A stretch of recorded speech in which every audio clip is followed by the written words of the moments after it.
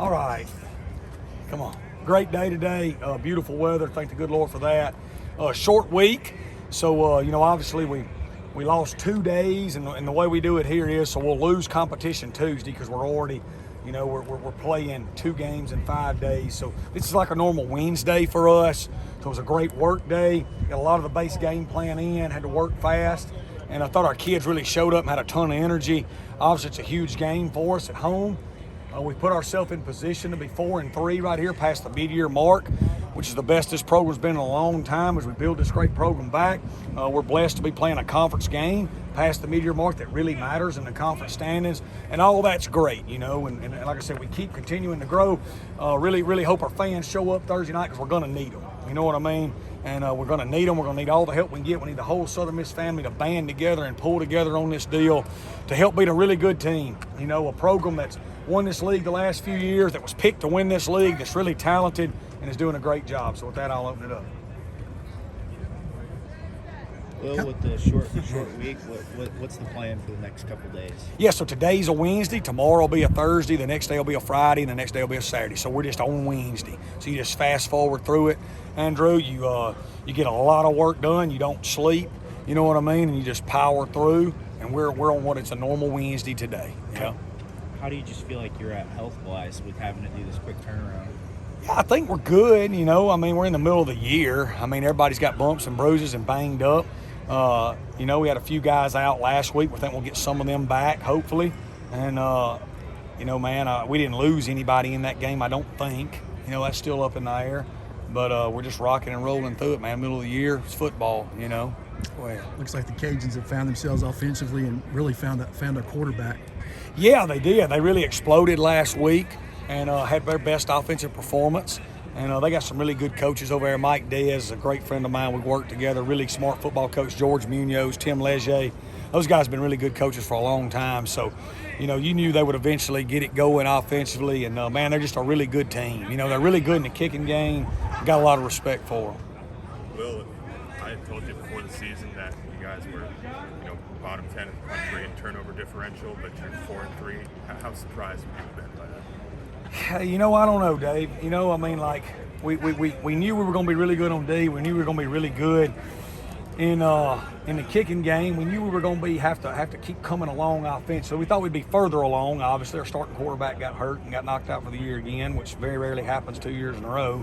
But the way we play defensively, it doesn't always lead to turnovers because we smother you down. Okay, but what it does lead to is a lot of 3 and outs and a lot of negative plays. So, and then we had 2 4th down stops. So those don't count as turnovers, but really it is a turnover. You know what I'm saying? So there's some hidden things in there that are kind of offsetting that, where defensively I think we're creating takeaways even though they're not counting as takeaways, if you will. Can you talk about that just touchdown to Pittman? Just what was the call there and just what you saw in the field? Yeah, so it was just a normal 4 verticals concept that we read. I thought Zach did a great job of moving his eyes through it fast, which shows progression and growth. It was something we had run already earlier in the game.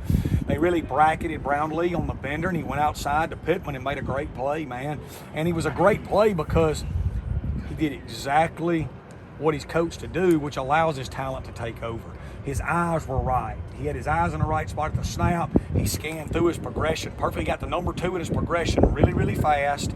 He had to vacate, and he made a great talented throw because he is talented. And when his eyes are right and he's moving fast, man, he can really take off. I thought he played a phenomenal first half. He was 12 of 14. His one of his 2 incompletions was an interception where his arm got hit, where he was throwing it to a guy that was wide open. It was a good read too. So, came out in the second half, did not play as well in the second half till the very end. But, man, if we can carry that first half over, the rest of the year and really build on that, I think Zach's got a chance to really come on at the end of this year. Was there a specific reason y'all didn't go for 2 right there? Yeah, there's a lot of reasons, actually. Number one, if you'll notice on the play we scored the touchdown, we did not have a tight end in the game.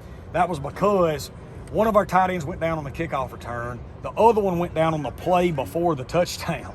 So all of a sudden we're down 2 tight ends. We take 3 2-point plays into every game. We would have had to run one of our 2-point plays without a timeout to discuss with a tight end that's never had a rep at it. With a young quarterback, and everything and the potential to turn it over, which could have turned it into a 3-point game, I just elected not to run a play with a kid that's never run it and just kick it and go up 6 to prevent a disaster. And then, man, if they score right there in a short amount of time, we got to try to block the kick. On the first PAT, we got great pressure and was really close to blocking it. And so that was all. You know, if we'd had all our tight ends, we'd probably go for 2, to be honest with you. But with the injuries we had at the moment and no timeout to discuss it, just thought the best thing to do. Most football games are lost, not won. Let's just kick it, make them drive the field. And if they score, they got to make the extra point too. Maybe we'll block that. So that was the deal. Coach, you talked a lot about your defense and your offense. How reliable has your special teams been? And everyone's seen that Mason Hunt punt. Yeah. And now let's talk about that too. Yeah, so our punt team has been phenomenal all year, and they were actually phenomenal again Saturday. We had 2 really, really bad snaps, which led to one block being, the punt was way outside of the shield. All right, the wind was blowing hard. I think it affected our snapper a little bit. He came back and bounced back late in the game and snapped well. He's been snapping well all year. But the snap got Mason way outside of the protection. They tipped one, and then the other one, he looked like Christian McCaffrey out there. I mean, I told Frank he's got to start working with Mason on making people miss. But it was a phenomenal play, one of the plays of the game, and just really proud he's here, and he's doing a great job. Kind of an opportunity is the platform that you guys are going to get Thursday night with ESPN and everything for program growth. I mean, how big is that for you guys? I think there's short-term and long-term effects of it. Short-term, what it would do if we could win is it extends us, to later in the year. It continues momentum. Where a program has won, 4 out of our last 5, Yep. and 6 out of our last 9. 6 of our last whatever it is. But so we're trending up. We're building a program the right way, and a win versus a great program that's won the league the last few years, that is picked to win the league, would be another step in the right direction. Short term, long term, does it affect where we're trying to take this program and all that? We still got a lot of work to do. We still got, a ways to go with where we're building, and the overall, we got to keep recruiting, man, every day, and that's everybody involved. We got to keep developing these young kids. So short term, I think it's a big jolt, Dave, but long term, I think we got to stay the course no matter what it is. That's not just me. That's that's our program. That's our boosters. That's our alumni. That's our fans. That's our administration. We just got to keep freaking digging every day. Coach, I think you did as good a job as any coach in the country in the portal, bringing the kids in the portal.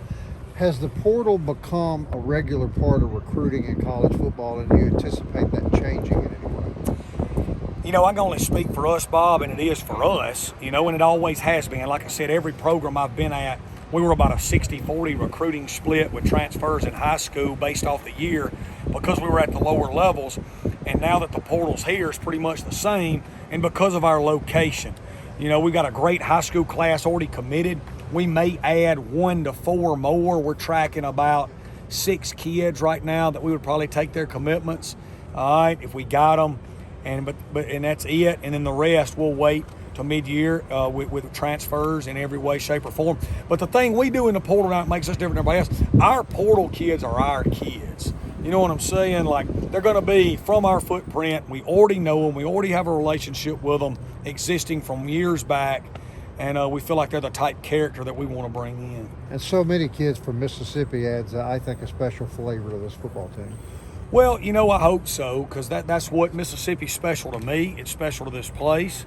And I think if we can do it with more local kids, not just Mississippi, but lower Alabama, Panhandle, Florida, Southeast Louisiana, I think that only breeds and adds more and more excitement and builds our... Look, that's what's worked here forever, right? From Bobby Collins to Jeff Bauer, all the way through is when we're doing it that way. So it's a great blueprint, and we're obviously getting back to it. How important is it for the stadium to be packed out there, City? It would really be huge. It would be huge to help us win the game. And that's the number one deal, right? We all want to win. You know what I mean? We all want to win. And these kids are busting their butt. The staff's busting their butt. Man, I really, really, really, really, really wish we'd band together and pack it out, because it would help us win. And that's what we all want. So, how can we help us win? Well, I can work really hard to coach and develop. Our players can come to work every day and continue to improve and get better and embrace the challenge. And our fans can pack this stadium and be really, really loud when Lafayette's got the ball. And You know, that's what we've all got to do right now this week.